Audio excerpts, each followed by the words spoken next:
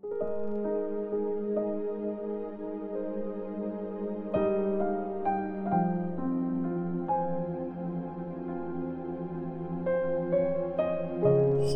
Peter chapter 1. Galing ang sulat na to kay Simon Peter, servant at apostol ni Jesus Christ.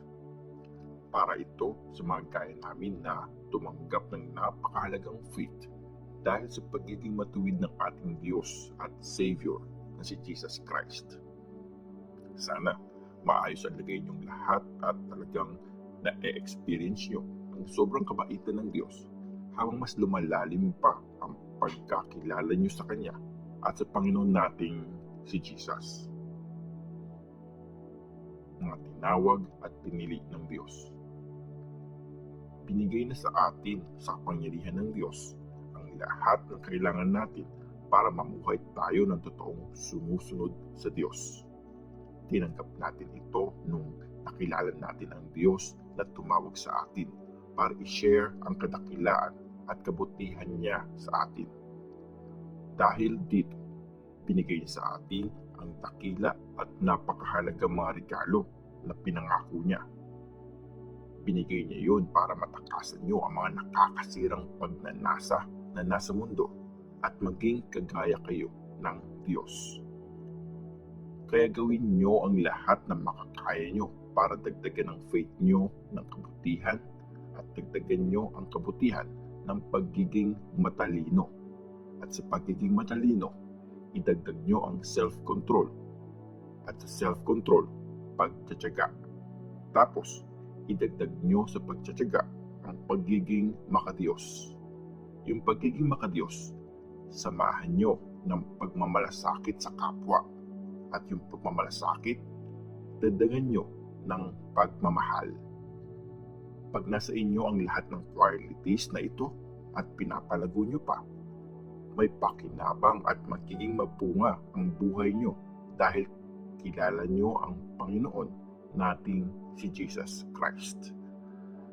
Kasi kung wala sa inyo ang mga ito, sobrang labo na ng mata nyo kaya hindi na kayo makakita at nakalimutan nyong nilinis na kayo sa mga dati nyong kasalanan. Kaya nga, mga kapatid, mag-effort pa kayo para ipakitang pinili at tinawag talaga kayo ng Diyos. Pag ginawa nyo yan, hindi nyo iiwan ang faith nyo. Dahil dyan, ibibigay sa inyo ang buong karapatan na makapasok sa walang hanggang kaharian ng Panginoon at Savior nating si Jesus Christ. Kaya lagi kong ipapaalala sa inyo ang mga bagay na ito kahit alam nyo na ang mga ito at matatag na kayo sa katotohanang tinanggap nyo. Sa tingin ko, tama lang na ipaalala ko sa inyo ang mga ito habang nabubuhay pa ako. Alam kong malapit na ako magpaalam sa mundong ito. Sinabi yan sa akin ng Panginoon natin si Jesus Christ. Kaya sisiguraduhin ko na kahit wala na ako, lagi niyong maaalala ang mga bagay na to. Mga nakakita sa kadakilaan ni Christ. Hindi galing sa mga gawa-gawang kwento ang sinabi namin sa inyo tungkol sa makapangyarihang pagdating ng Panginoon nating si Jesus Christ. Kasi nakita mismo namin kung gaano siya kadakila.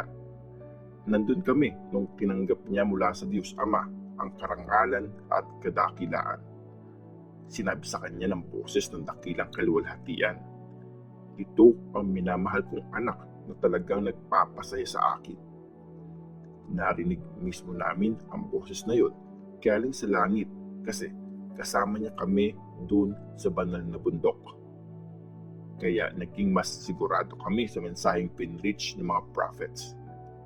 Makikinabang talaga kayo kung papakinggan nyo ito kasi para itong ilaw na nagliliwanag sa dilim hanggang sa dumating ang araw ng Panginoon at magliwanag sa mga puso nyo ang morning star.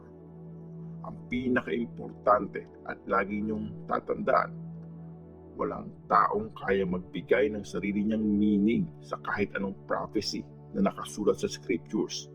Kasi walang prophecy na nanggaling sa kalooban lang ng tao. Nanggaling ito sa Diyos. Ang Holy Spirit ay nag-guide sa mga tao para masabi nila ang mensahe ng Diyos.